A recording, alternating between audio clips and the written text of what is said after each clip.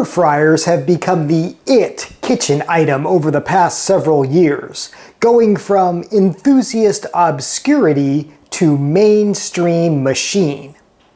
Nowadays, it seems you can't walk into a store without seeing them or hearing from friends and family who love cooking with one.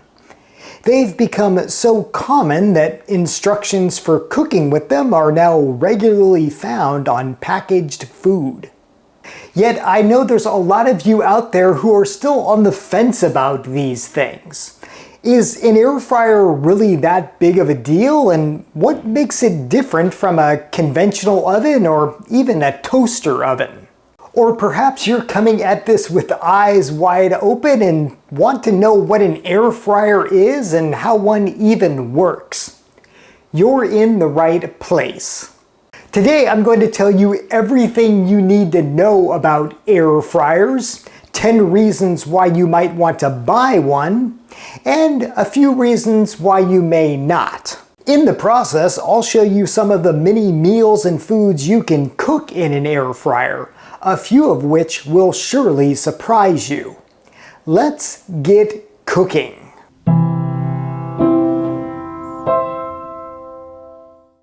Hello and welcome to I Want to Cook. My name is Chef Matt and this channel is all about helping you be a better cook. And yes, an air fryer can definitely make you a better cook. One of these brings the best of both a conventional oven and a toaster oven, along with a whole lot more. And yes, even as a formally trained chef, I use one of these things all the time, and I have been for years now. If you're an air fryer enthusiast, you're probably nodding your head in agreement. But maybe you're just kind of new to this, or perhaps you have one of these things, but either you don't use it much, or maybe it's even sitting on a shelf. Well, this video is for you. So let's begin with the very basics. So you can think of an air fryer as a miniature version of a convection oven that's super powerful. So like an oven, it has a heating element, and like a convection oven, it has a fan to move all that hot air around inside. But it moves that air really quickly, thus cooking the food. The cooking process is also benefited because this is a relatively small space and the food usually sits on a platform. So all of that hot air can really move around the entire surface of the food above and under. Now, yes, these have fry in the name, but it's not like deep frying or shallow frying where you're submerging food in oil. This is really all about hot air just penetrating that food. If you've ever been in the desert in summer on a windy day, you might know how it feels. You get crispy and so does the food. Now, if you're shopping for an air fryer, you're going to find two main types. There's this, the basket style, which is kind of the OG of air fryers, and there's also toaster ovens that have an air fry feature. This one here, this is a basket style, and this is probably the kind that I recommend for most people. As you can see, it has this basket. This is where the food is put in. You put it into the machine and then you start cooking. Now, as you can see, this has a removable little pedestal here. This is what the food sits on, which I was describing earlier about how the food sits above the surface of the bottom to allow all that air to circulate. And again, I like these because this is more of a concentrated space. And it's also really easy if you have mobility issues. You know, you can just grab this basket. It's far easier to put food in, take food out, kind of shake it around when you need to versus a toaster oven style. These types of air fryers also tend to be a little bit more compact than the toaster oven styles, but a drawback of this type for the most part, is that you can't really see the food cooking. As you can see, it's just, metal here. So you can't really monitor the food. Although there are some newer models that do have a glass basket, so you can actually see the food cook. Now, I haven't tried one of those myself, and I like the idea of it, but I would also urge caution anytime you're heating glass to a super high heat. And if you need to know more about that, watch my Pyrex video, which I'll link to in the description below. The second main type are toaster ovens or countertop ovens, or even full-size ovens with an air fry mode. These are more like a traditional convection oven, except with an ostensibly more powerful fan. The idea with these is you get all the convenience of a regular oven or toaster oven with the added benefit of an air fryer function. I found these work okay, but I prefer a basket type when air frying. That's because if you do shake or move the food a lot, crumbs can easily fall through the mesh baskets that come with these. So it's wise to have something underneath to catch them. But unlike most basket type air fryers, you can see the food cook through a glass window. Finally, I should mention that some electric pressure cookers, such as Instant Pot and Ninja, do have available air fryer accessories that you can use them on. So basically, it's a top mount unit, it has a basket, and it basically just sits in the pot and thus turns your electric pressure cooker into an air fryer. Those can be convenient if you already have one of those appliances and you just want to add on. Now, when air fryers first came out, they pretty much just kind of did air frying. But over the years, they've evolved to do quite a bit more. So of course, they still air fry, that's kind of the main thing, but they also often have baking features and roasting features. Some of them even have features such as proofing if you want to proof bread, and even dehydrating for if you want to make your own fruit or jerky or whatnot. So there's a lot more that an air fryer can do than just simply air fry. So let's talk about the major pros of an air fryer and why you might want to buy them. And the first thing that comes to mind is these things are fast. They're way faster than, let's say, a traditional oven, both in the cooking time and the time it takes to heat up. I mean, these things are ready to cook within minutes, and they cook food fast. Like I say, maybe 10 minutes or less for a lot of foods, and you are good to go. With a traditional oven, you might still be waiting for the thing to still be heating in that amount of time, whereas with one of these, well, you can be eating before you know it. That's what I call fast food. Another major pro of one of these is that you use less fat to cook your food. That's another big selling point of these. So often all it really takes is just a little light coating of some oil on your food to help it get crispy. And if it's a food that's already been fried, let's say frozen French fries or fish or something like that, you don't really need to put any oil on it at all. You can just pop it in here and cook, and because it's already been fried and has that fat within it, it's gonna crisp up just beautifully. So compared to something like deep frying or shallow frying, you're just going to use a fraction of the fat, a fraction of the oil, but you're still going to get beautiful, golden brown, crispy results. A third advantage of these is that they're often cheaper to operate electricity-wise versus an oven. Again, you're not going to have to wait half an hour for the thing to heat up. Within 10 minutes, you can be done.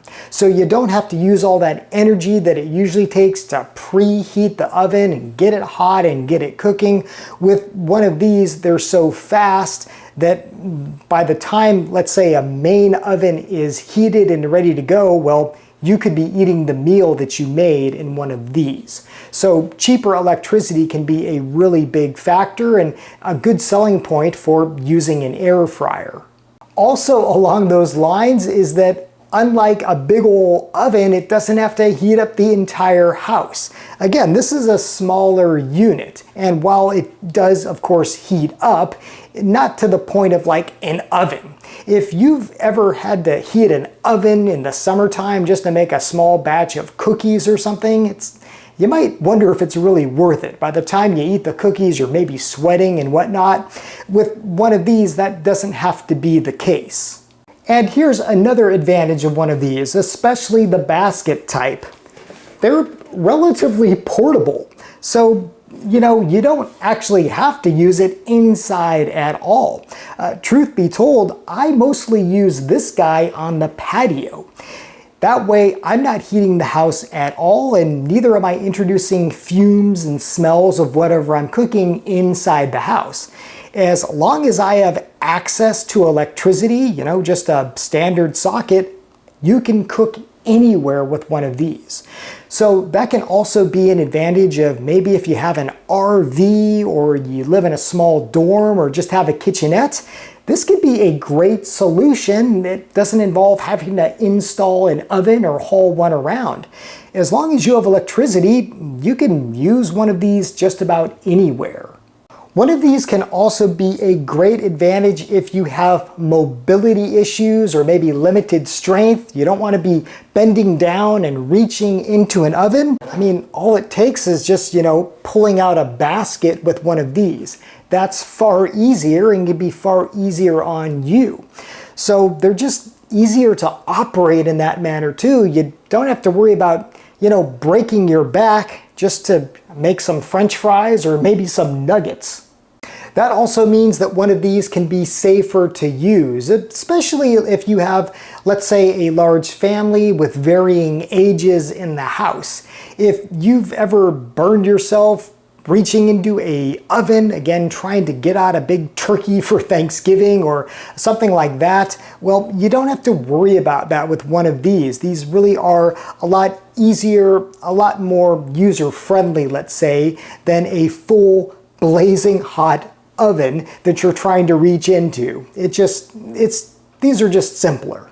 An eighth advantage of one of these is something that I alluded to earlier, is that today they can do a lot more than just air fry. You might remember that we actually did some dehydrating in the past with an air fryer. We made some great dehydrated fruit skins. That's easy. That's something you can do.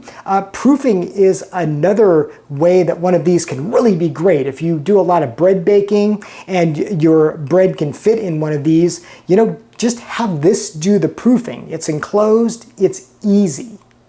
You can do more than just air fry with an air fryer. You might also be surprised at what you can cook in one of these, and I'm talking some relatively large things. You might remember that we actually roasted an entire chicken in an air fryer and it turned out beautifully.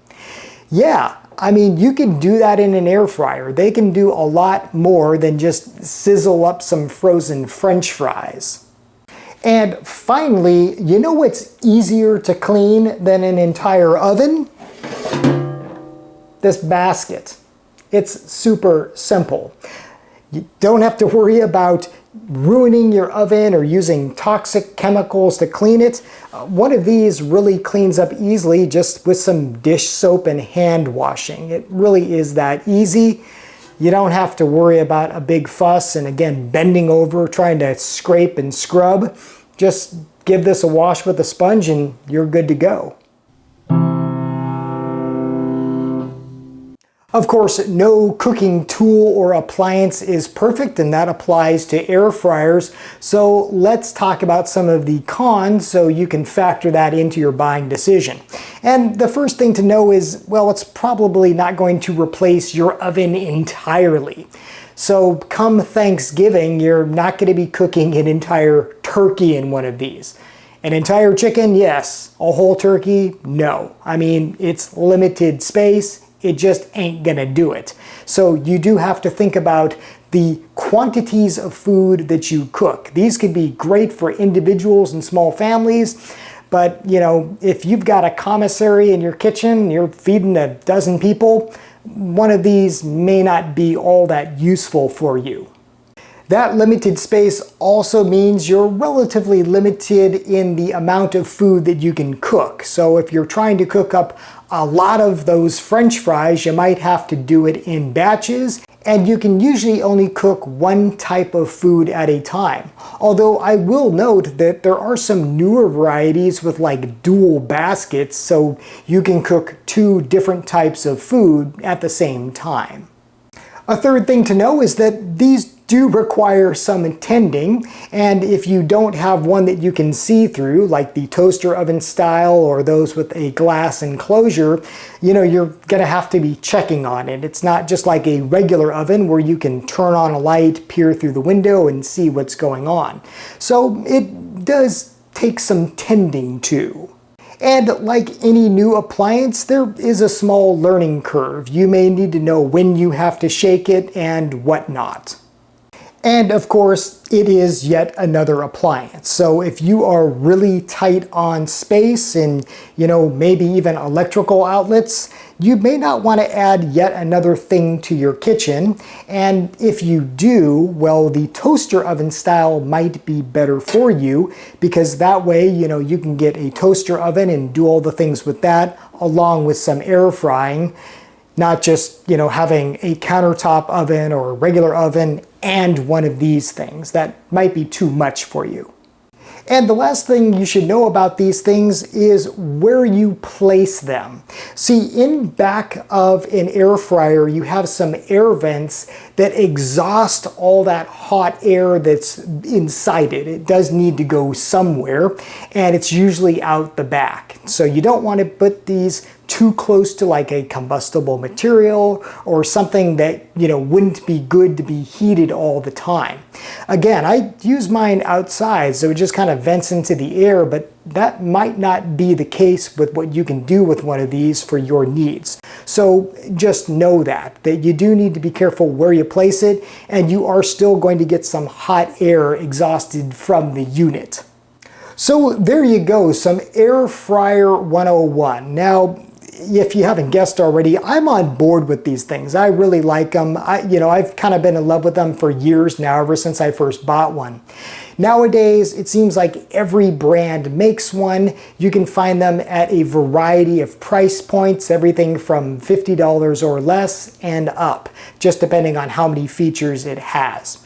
But now I want to hear from you. Are you a fan of air fryers? Do you use one a lot? What do you cook in them if you do? I'd love to hear your experiences in the comments below. Okay, trivia time. Last week I asked you to identify this very interesting looking culinary device, and several of you knew exactly what this is. This is an herb stripper, a very handy tool if you use a lot of herb leaves and herbs. The idea is that you put the herb stem through one of these corresponding holes, and you just pull it through, and that strips the leaves, so you only have the nice herb leaves and you don't have to worry about that bitter stem. Congratulations to everybody who correctly identified this as an herb stripper. For this week's culinary trivia, I have a trivia word for you. What is the sweetener made from cactus? Yes, cactus, as in, you know, those prickly things. If you know the delicious sweetener that is made from cactus, or if you have a guess, put it in the comments below, and I will of course let you know the correct answer in the next video. As always, thank you so much for watching. Thank you for subscribing. Until next time, I hope you want to cook.